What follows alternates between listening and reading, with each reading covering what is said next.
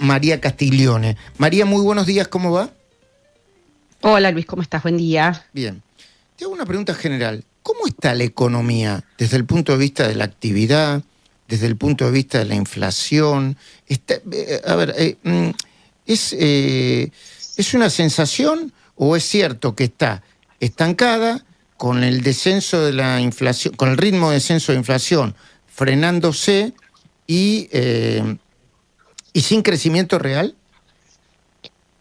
Mira, lo primero para decirte que hay dos aristas, la actividad y la inflación. En respecto a la actividad económica, los datos que tenemos a nivel del PBI total, o sea, de toda la actividad económica, de todos los sectores, es bastante demorado, con lo cual la película que por ahí estamos viendo con los datos reales es un poco atrasada y muestran que la economía creció en te diría, en los segundo, tercer y cuarto trimestre muy lentamente, a nivel mensual comparado con el mes anterior respecto al ritmo fuerte que tuvo de recuperación antes.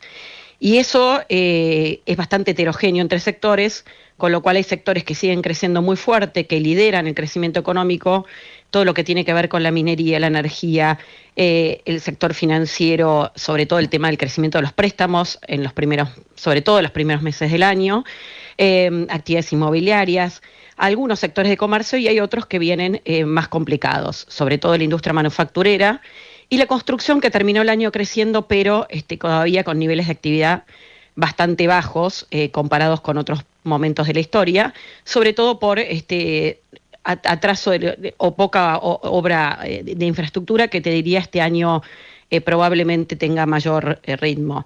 Así que es una performance bastante heterogénea y sí, el ritmo de crecimiento se fue desacelerando y te diría que toda la incertidumbre que hubo en los meses del año electoral, ¿no? De elecciones de medio término, tuvo mucho que ver también en ese freno del ritmo que venía teniendo antes, ¿no? Cuando uno cree o duda de qué va a pasar, si a Milei le iba mal en las elecciones de medio término, un gobierno que tenía mucha debilidad en el Congreso, bueno, obviamente hubiera tenido otros números y las discusiones que están teniendo lugar ahora y la aprobación del presupuesto y todas las discusiones que están teniendo en estos días no hubieran tenido lugar, ¿no? Entonces, obviamente muchas decisiones se paralizan, se dolarizó, la gente entró en pánico pensando que iba a haber un salto del tipo de cambio y en vez de consumir, el que tenía capacidad de ahorro, compró dólares, ¿no? Todo eso terminó impactando en la actividad económica.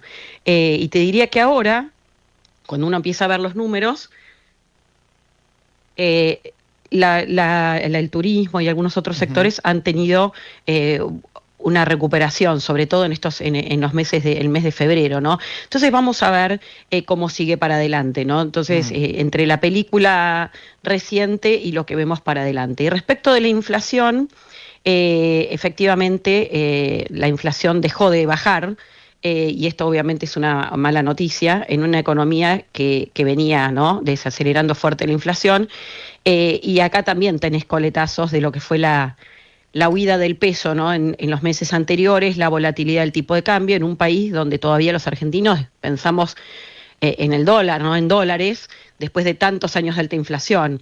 Entonces, son variables que terminan impactando, y te diría acá, cuando uno mira la historia no solo de Argentina, sino de todos los países que atravesaron altísimas inflaciones y tuvieron después un proceso de ordenamiento y de baja de inflación, que esa baja nunca fue lineal, y eso obviamente los libros de texto lo marcan, la experiencia lo marca, no es lineal, y bueno, obviamente eso igual es un problema porque impacta en el poder de compra de la gente, ¿no? Cuanto mayor es la inflación, es muy difícil que los salarios le ganen a la inflación. Así que es un panorama, te diría, de los últimos meses complejo en términos del efecto que hubo producto de toda esta incertidumbre electoral, pero yo te diría la expectativa para adelante es favorable.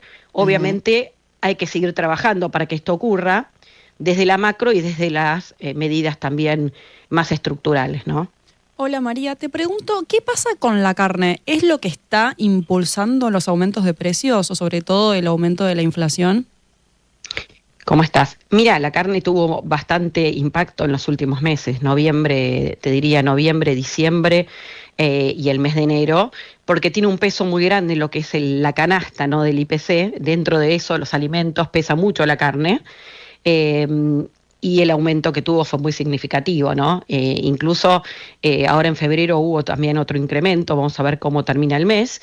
Y sí, tuvo un efecto bastante fuerte, directo, en lo que fue el aumento de precios, e incluso en la inflación que llamamos núcleo, ¿no?, la que saca lo estacional y los regulados. Está metida ahí la carne, con lo cual sí, obviamente tuvo un efecto no menor en la inflación. Y eso sí, si le sacábamos la carne, lo que pasa es que obviamente uno puede decir, no, cada mes sacas lo que no te conviene, ¿no? Pero sí tuvo un efecto significativo en los últimos meses. ¿Cómo viene el índice de febrero, no? A ver si siempre me confundo con el mes atrasado. ¿Cómo viene el índice de febrero? Bueno, febrero, nosotros lo que estamos viendo es si la carne tuvo de vuelta algún incremento a nivel de precios al consumidor. En otros alimentos que habían sido muy fuertes en enero, como las verduras y las frutas, no, hay una estabilidad, en algunos rubros bajó. Las verduras habían tenido un salto fuertísimo en el mes de enero, a veces por cuestiones climáticas, de oferta, tienen mucha volatilidad y pegaron muy, muy fuerte, más del 20% habían aumentado las verduras en enero. Y el resto de los rubros, bueno, tenés lo que ya conocemos, ¿no? Algunos aumentos en el gas, bastante fuerte, en meses donde hay menos consumo, ¿no?, de gas, aumentos de algunas tarifas y probablemente termine arriba del 2%, pero más abajo que el mes de enero. De todas maneras, está por arriba de lo que por ahí esperábamos unos meses atrás, ¿no? El conjunto de economistas no creíamos que la inflación iba a desacelerar más rápido en estos meses, pero está claro que el efecto que hubo de todo esto que hablamos antes no se diluye tan rápidamente, ¿no? De nuevo estamos hablando con María Castiglioni, economista. María, entonces vos dirías que la inflación de febrero, de acuerdo a tus números o a los números de tu consultora, está de nuevo pasando el 2 y cerca de 3. Está pasando el 2, sí, tal vez más lejos del 3 que lo que fue enero, como te decía antes. Vamos a ver cómo sigue en lo que resta del mes, ¿no? A ver, ok, dos cosas que me gustaría conversar con vos. Una tiene que ver con una nota que hoy firma Agustín Massa en La Nación y que dice: la apuesta de Milei, lavarropas, heladeras y autos más baratos. El boom importador con impacto en la producción. Hay unos números muy interesantes porque por un lado demuestra que hay impacto en el empleo de esos sectores y por otra parte están bajando los precios. ¿Cómo se dirime esto en la economía real? Bueno, es muy interesante en estos rubros, ya venían bajando los precios y esto probablemente se profundice. De todas maneras hay que aclarar algo, ¿no? Parte de esta apertura tiene que ver con eliminar sobreimpuestos de los que ya había, en un contexto donde sigue habiendo derechos de importación que no son bajos comparados con el resto del mundo, porque estamos dentro de lo que es el Mercosur, que tiene derechos o arancel externo común bastante alto, ¿no? Lo mismo pasa en textiles y en otros rubros. Sin embargo, bajar esos impuestos para algunos sectores que producían en Argentina, que a veces ensamblaban, no es que hacían todo de cero, bueno, obviamente es muy difícil competir. A veces son las mismas empresas que pasan a importar de otros lados. Pero en Argentina había más fábricas de heladeras que en Brasil, y tenemos muchísima menos población, y en otros rubros como electrónicos, por ejemplo, televisiones, hay empresas en el mundo que solo producen en 2 partes y de ahí venden en todo el mundo.